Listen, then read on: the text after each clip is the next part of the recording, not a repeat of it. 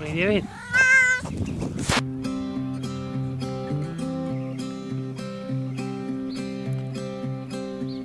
The Cat House on the Kings is California's largest no-cage sanctuary for feral and abandoned cats, plus rescued cats from both animal shelters and off the streets.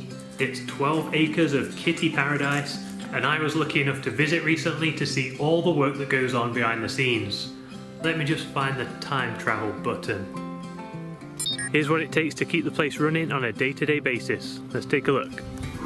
Since it was founded 24 years ago, the sanctuary has rescued over 28,000 cats. Today, there's over 700 feline residents, and that number will grow to almost 1,000 once kitten season begins.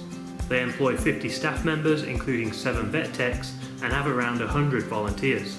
The base of operations is this 4,200 square foot, 5-bedroom house. Good morning. How's it going? Good, are you ready to go? And of course, the day begins by feeding all of the demanding cats.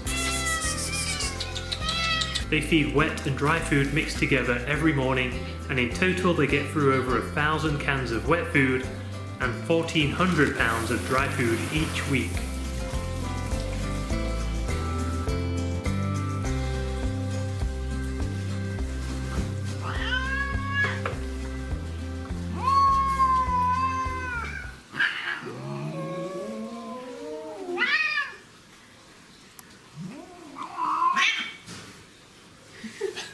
This happens every morning. Morning squabbles. And I thought I had it bad with marmalade. So once the cats have been fed, they allow their servants to begin cleaning the house. So all these litter boxes have to be checked clean daily, inside and outside. And all that cat food means panning for gold. Yeah. Found some nuggets.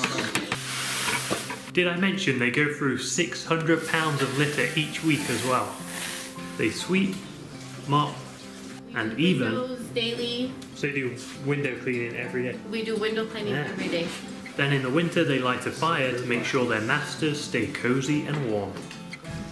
But most importantly, from the moment the humans arrive in the morning, they're constantly observing all of the cats to make sure they're looking good, eating well, and acting normally. Once the majority of the cleaning is done and there's more daylight, they distribute the wet food mix to the outside areas and also walk the entire perimeter of the property to check on all the individual cat shelters and to make sure everything is well in Catland. So the cats, when they run, that's pretty much a good sign for you. Yeah.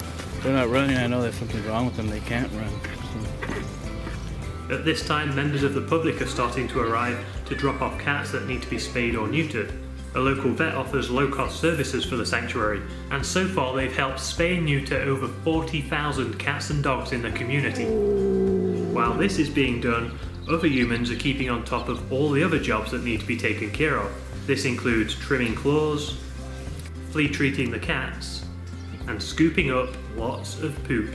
There's giant litter boxes outside, but some cats prefer to use them in other ways. There's also an endless supply of bedding to wash every single day. Good time. After the work in the main house was completed, I headed over to the offices and kitten rooms. It took me a while to get there. Because of kitten season, when all female cats start to give birth, they were already starting to receive more and more calls. So how old is this one? She's roughly about 3 weeks, going on 4 weeks. And as usual, they'll rescue hundreds of kittens that will all need to be spayed, neutered, vaccinated, microchipped, treated for fleas, worms and ear mites, and tested for FELV, FIV and litter box trained. Then adopted out. They've also rescued over 8,000 dogs in the past 24 years too. In the afternoon we met Linnea, the lady who started it all, for a tour of her previous home and the rest of the property. I have 1.5 dogs and 1 cat. Don't call me a hoarder.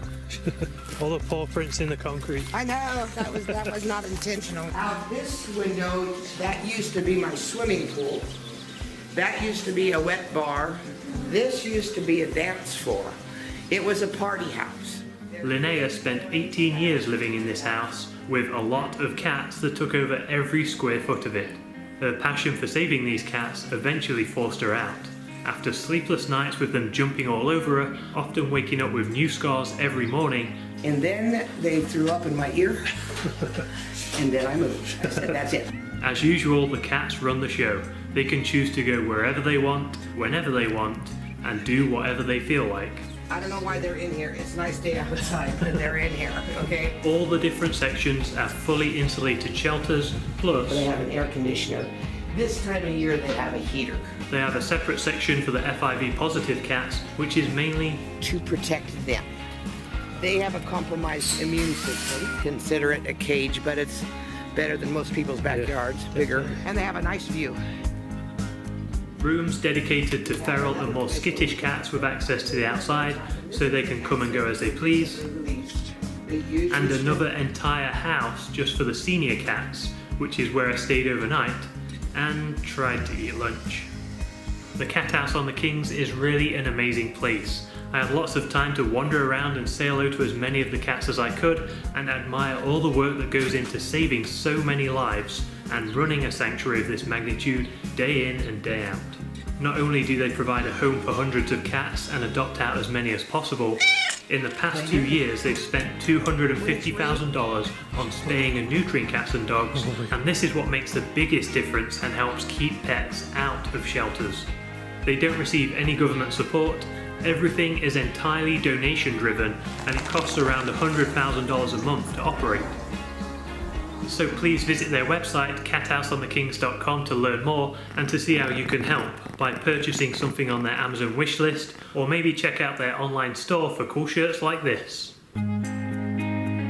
Every dollar really does help save lives.